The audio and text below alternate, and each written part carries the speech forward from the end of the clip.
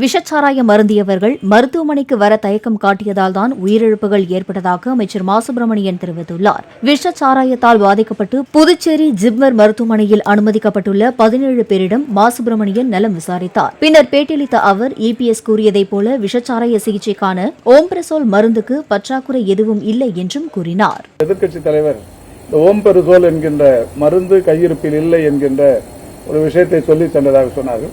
உடனடியாக நான் சம்பந்தப்பட்ட டிஎன்எம்எஸ்சி எம்டி, அங்கே இருக்கிற டிஎம்இ, ப்ராஜெக்ட் டைரக்டர் போன்றவர்களோடு கலந்து பேசிய போது எவ்வளவு கையிருப்பு இருக்கிறது தமிழ்நாடு முழுவதும் என்று கேட்டோம். 4,42,00,000 ட்ரக்ஸ் கையிருப்பில் இருக்கிற போது அதை இல்லை என்று சொல்லி ஒரு பதட்டத்தை உருவாக்குவது எதிர்க்கட்சித் தலைவருக்கு அழகானதா என்பதை உங்களுடைய கவனத்திற்கே விட்டுவிடுகிறேன்.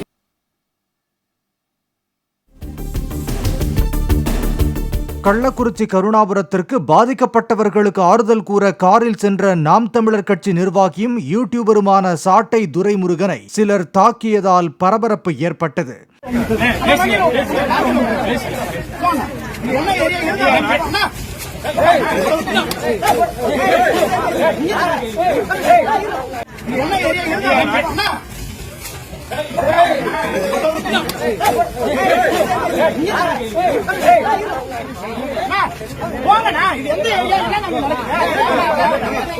அண்மையில் சாட்டை துரைமுருகன் யூடியூபில் வெளியிட்ட வீடியோ ஒன்றில் கல்வராயன் மலையில் கள்ளச்சாராயம் காய்ச்சும் சம்பவங்களையும் இரு திமுக எம்எல்ஏக்களையும் தொடர்புபடுத்தி பேசியதால் அதற்கு எதிர்ப்பு தெரிவித்து வாக்குவாதம் செய்து தாக்கியதாக கூறப்படுகிறது.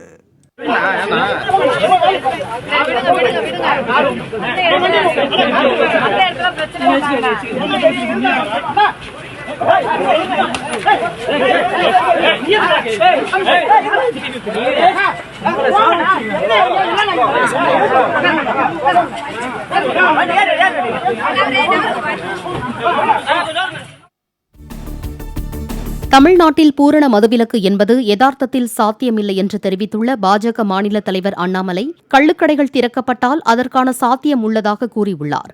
விஷச்சாராய உயிரிழப்பால் பாதிக்கப்பட்டவர்களுக்கு பண உதவி அளிப்பது விமர்சனத்திற்குள்ளாகி இருப்பது குறித்து கேள்வி எழுப்பப்பட்டது. அதற்கு பதிலளித்த அண்ணாமலை, இறந்தவர்கள் அனைவருமே ஏழைகள் என்றும் ஈமச்சடங்குகள் செய்யக்கூட பணமின்றி தவிப்பவர்கள் என்றும் கூறினார். அப்படிப்பட்டவர்களுக்கு நிதி உதவி அளிக்கிறோம் என்றும் அவர் கூறினார்.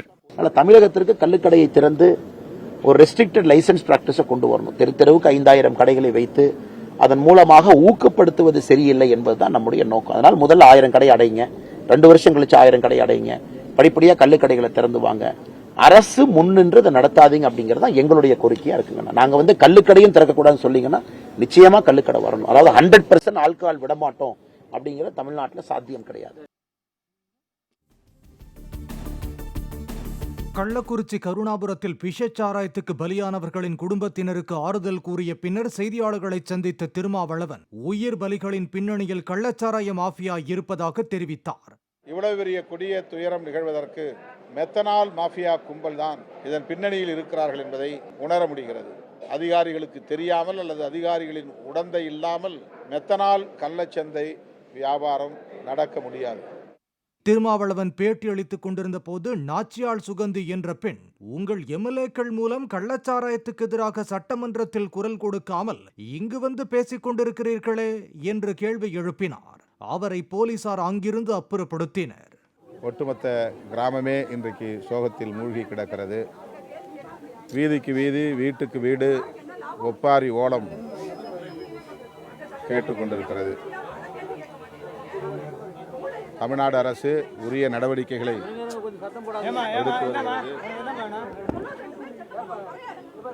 இந்த நடவடிக்கை போதாது.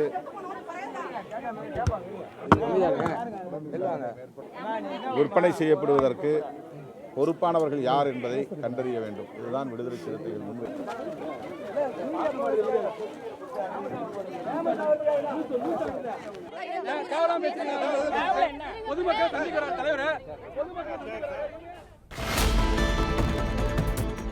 விஷச்சாராயம் விற்றவர்கள் யாராக இருந்தாலும், அது திமுகவை சேர்ந்தவர்களாக இருந்தாலும் கடும் நடவடிக்கை எடுக்கப்பட வேண்டும் என்று மத்திய அமைச்சர் எல் முருகன் கேட்டுக் கொண்டுள்ளார்.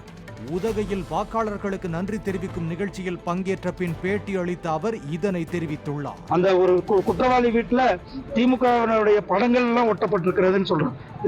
இதுல யார் திமுகவினுடைய மாவட்ட செயலாளராக இருந்தாலும் சரி, திமுகவினுடைய முகமுக்கிய அவர்கள் மேல உடனடியாக நடவடிக்கை எடுக்க வேண்டும்.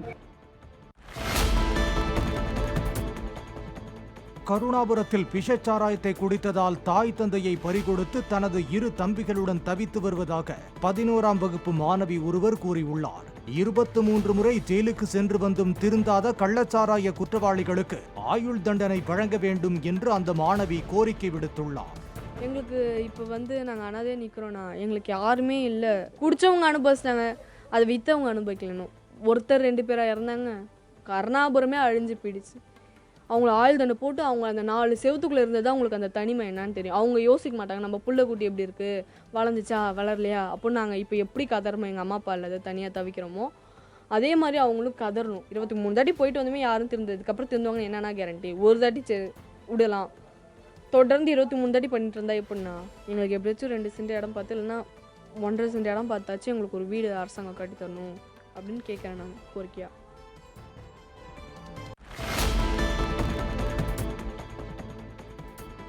கள்ளச்சாராயம் ஆறாக ஓடும் கள்ளக்குறிச்சி மாவட்டத்தில் எப்போது வேண்டுமானாலும் சாராயச் சாவுகள் நடக்கலாம் என்றும் அதற்கு தன்னால் பொறுப்பேற்க முடியாது என்று புலம்பியபடியே விருப்ப ஓய்வில் சென்றதாகவும் வெளியான தகவலை முன்னாள் எஸ்பி மோகன்ராஜ் காணொலி ஒன்றில் மறுத்துள்ளார். கடந்த ஆண்டு டிசம்பர் மாதம் அமெரிக்காவில் உள்ள எனது மகள் மற்றும் மருமகளின் பிரசவத்தை கவனித்துக் கொள்ள வேண்டிய கட்டாயத்தின் பேரில் நானும் எனது மனைவியும் அமெரிக்கா சென்றோம். அதற்காக நான் விருப்ப ஓய்வு பெற்றேன். ஆனால் கள்ளக்குறிச்சியில் நடைபெற்ற இந்த துயர சம்பவத்தை தொடர்புபடுத்தி இந்த கள்ளச்சாராயத்துக்கு பயந்து பணி ஓய்வு பெற்றதாக விரும்பத்தகாத உண்மைக்கு புறம்பான பொய் செய்திகளை பரப்பி வருகிறார்கள். அதில் எந்த உண்மையும் இல்லை. அவ்வாறு அதை தொடர்ந்து சமூக ஊடகங்களிலோ வலைதளங்களிலோ பரப்புபவர்கள் மீது சட்டப்படியான நடவடிக்கை எடுக்கப்படும் என்பதை இந்த நேரத்தில் தெரிவித்துக் கொள்கிறேன்.